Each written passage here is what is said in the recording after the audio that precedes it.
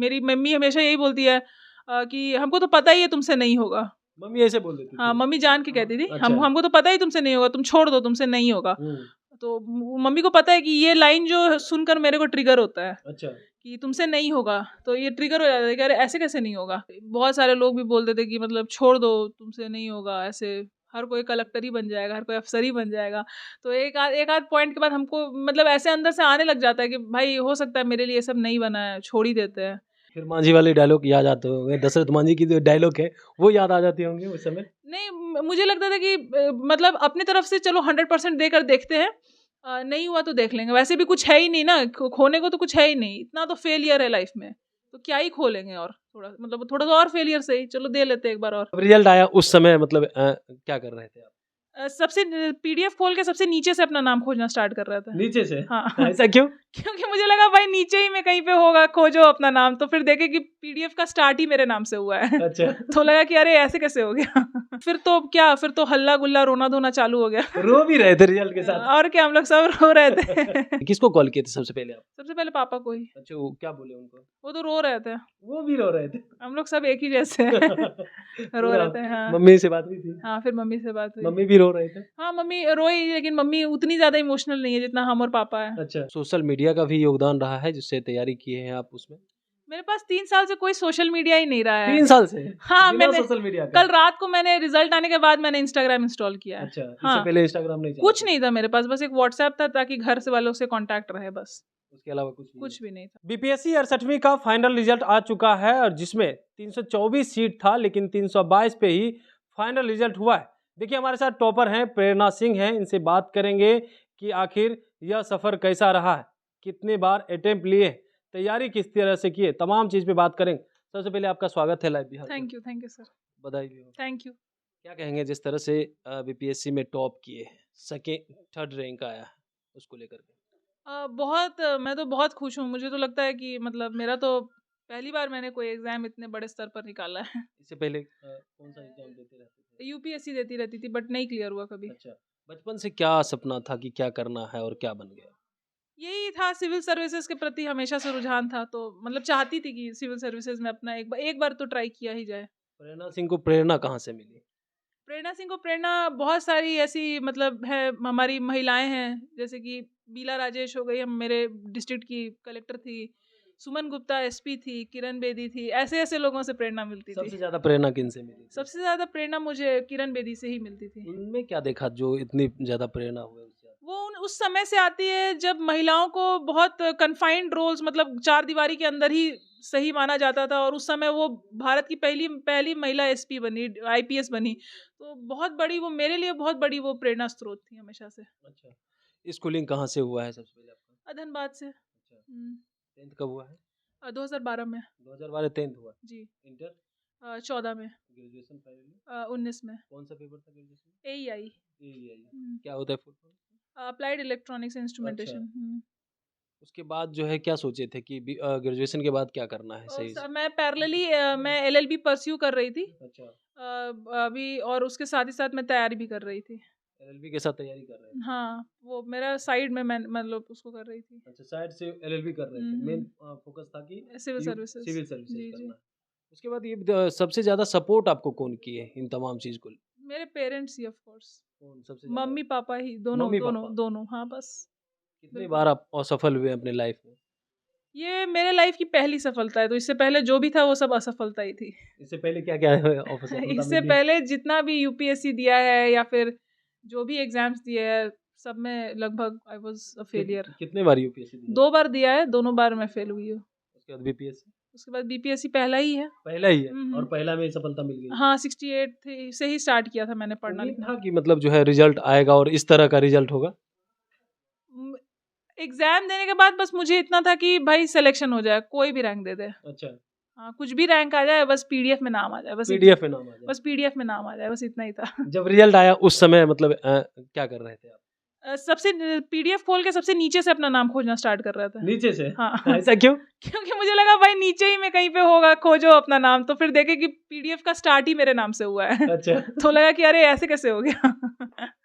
यही है। तो जब रिजल्ट आया देखा आपने, लग रहा था कि सच में आपका ही नाम है उसमें? नहीं, मैंने देखा प्रेरणा सिंह लिखा है, तो फिर मैंने अपने दोस्त को कहा कि कोई और प्रेरणा सिंह होगी, रोल नंबर चेक करो। फिर वो अच्छा। रोल नंबर चेक की, बोली नहीं आप ही का रोल नंबर है। यकीन हो रहा था कि तो नहीं? फिर तो क्या, फिर तो हल्ला गुल्ला रोना धोना चालू हो गया। रो भी रहे थे रिजल्ट के साथ? और क्या, हम लोग सब रो रहे थे। इतनी ज्यादा खुशी थी? अब क्या होगी, अनएक्सपेक्टेड था सब कुछ, तो हो अच्छा। गई। हाँ, तो जब आप पिताजी को कॉल किए, किसको कॉल किए थे सबसे पहले आप? सबसे पहले पापा को ही। अच्छा, वो क्या बोले उनको? वो तो रो रहे थे, वो भी रो रहे थे? हम लोग सब एक ही जैसे हैं। रो पूरा रहे थे। हाँ मम्मी से बात हुई थी? हाँ, फिर मम्मी से बात हुई। मम्मी भी रो रहे थे? हाँ, मम्मी रोई, लेकिन मम्मी उतनी ज्यादा इमोशनल नहीं है जितना हम और पापा है। अच्छा, पापा और आप एक जैसे हाँ, हैं? बहुत ज्यादा, एकदम सेम टू सेम है। अच्छा, जब आप असफल होते थे उस समय क्या लगता था कि आगे कुछ करना चाहिए या फिर छोड़ देना चाहिए?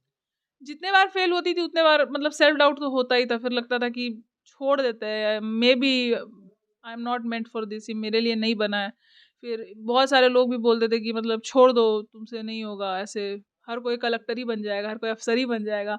तो एक आध पॉइंट के बाद हमको मतलब ऐसे अंदर से आने लग जाता है कि भाई हो सकता है मेरे लिए ये सब नहीं बना है, छोड़ ही देते हैं। बट फिर लगा कि मतलब प्लेसमेंट वगैरह और सब कुछ, मतलब सब नौकरी वोकरी, 3 साल बेरोजगार रह जाने के बाद अब फिर छोड़कर फिर वापस से नौकरी खोजना इतना दूर आकर, फिर सोचा कि यार थोड़ा सा और पेन ले लो, एक बार और ट्राई करके देख लो, क्या पता हो जाए। तो थोड़ा सा और दर्द सह कर मैंने सोचा कि चलो एक बार और ट्राई कर लेते हैं। अच्छा, जब ये सोचते थे कि छोड़ दें उस टाइम मम्मी क्या करती थी? मम्मी को पता है मेरी साइकोलॉजी थोड़ा सा रिवर्स साइकोलॉजी है, तो अच्छा, जब मैं क्या? कहती थी कि नहीं होगा, हम नहीं छोड़ देते, तो मेरी मम्मी हमेशा यही बोलती है कि हमको तो पता ही है तुमसे नहीं होगा। मम्मी ऐसे बोल देती हाँ, थी? मम्मी जान के हाँ, कहती थी, अच्छा। हमको तो पता ही तुमसे नहीं होगा, तुम छोड़ दो, तुमसे नहीं होगा। हुँ, तो मम्मी को पता है कि ये लाइन जो सुनकर मेरे को ट्रिगर होता है अच्छा। कि तुमसे नहीं होगा, तो ये ट्रिगर हो जाता है कि अरे ऐसे कैसे नहीं होगा। तो फिर थोड़ा मुँह पर पानी वानी मार कर, आँसू पोंछ कर फिर से पढ़ने बैठ जाती थी। फिर मांझी वाले डायलॉग याद आते होंगे, दशरथ मांझी की जो डायलॉग है वो याद आ जाते होंगे उस समय? नहीं, मुझे लगता था कि मतलब अपनी तरफ से चलो 100% देकर देखते हैं, नहीं हुआ तो देख लेंगे, वैसे भी कुछ है ही नहीं ना, खोने को तो कुछ है ही नहीं, इतना तो फेलियर है लाइफ में, तो क्या ही खो लेंगे। और थोड़ा मतलब थोड़ा सा और फेलियर से ही चलो दे लेते हैं एक बार और। पिताजी क्या करते हैं? पापा मेरे लॉयर हैं। मम्मी? मम्मी भी लॉयर है। दोनों लॉयर हाँ, हैं? दोनों लॉयर है। भाषा कौन-सी रही थी जब आप बीपीएससी का एग्ज़ाम देते? इंग्लिश। इंग्लिश थी। जी। उन छात्रों को क्या कहिएगा जो अभी प्रिपरेशन कर रहे हो या जो आगे जो तैयारी करना चाहते हैं उनके लिए? कि कंसिस्टेंट रहिए थोड़ा, और शॉर्टकट मत अपनाइए। ये नहीं कि मतलब इधर उधर के नोट्स वगैरह, आजकल तो नोट्स मिलना मतलब सबसे आसान काम नोट्स ही मिलना है। तो इधर उधर के नोट्स मिल रहे हैं तो ले लिए, या फिर जैसे लक्ष्मीकांत पढ़ना अवॉइड कर रहे हैं क्योंकि लक्ष्मीकांत मोटी बुक किताब है, तो लक्ष्मीकांत नहीं पढ़ना चाह रहे हैं, तो चलो कुछ इधर उधर के नोट्स पढ़ लेते हैं। वो सब मत करिए, क्योंकि शॉर्टकट जो है ये जो सक्सेस है ये शॉर्टकट से मिलेगा ही नहीं। आपको वो सही रास्ते से होकर गुजरना ही पड़ेगा, आपको स्टैंडर्ड बुक्स पढ़ना ही होगा। तो शॉर्टकट्स मत अपनाइए, और बहुत सारा वो रिसोर्सेज मत रखिए, फिक्स्ड रिसोर्स रखिए। और मैं तो कहूँगी कि रिसोर्स इतना फिक्स रखिए कि उसी एक रिसोर्स से प्रीलिम्स भी क्लियर करिए, मेंस भी क्लियर करिए, उसी से इंटरव्यू भी निकालिए। आप तैयारी कैसे किए थे?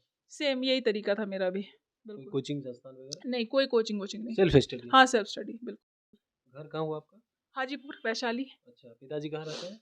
झारखंड हाईकोर्ट, रांची। और आप पटना रहते हैं? हाँ, हम तैयारी करते हैं इधर रहकर। तो मतलब क्या लगा था पापा कभी इस तरह का बोले कि अरे यार छोड़ो अब बहुत हो गया, कितना तैयारी करोगी, आ जाओ कभी रिटर्न में?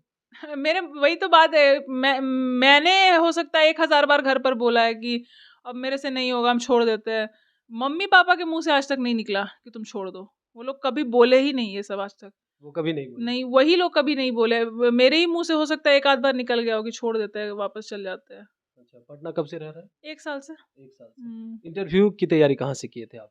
इंटरव्यू की तैयारी मैंने मतलब स्टैंडर्ड बुक्स पढ़ के ही किया था, बट मॉक्स मैंने बहुत सारी जगह पर लगवाया, मतलब इंटरव्यू दिया था, मॉक इंटरव्यू। अच्छा, बाकी पीटी और मेंस सेल्फ स्टडी से? हाँ, सब कुछ सेल्फ स्टडी से। और हाँ, मॉक मैंने हर जगह दिया, पीटी का भी मॉक दिया अलग अलग कोचिंग्स में, मेंस का भी मॉक दिया है मैंने, और इंटरव्यू का भी मॉक दिया है मैंने। सेल्फ स्टडी के क्या सोशल मीडिया का भी योगदान रहा है जिससे तैयारी किए हैं आप उसमें?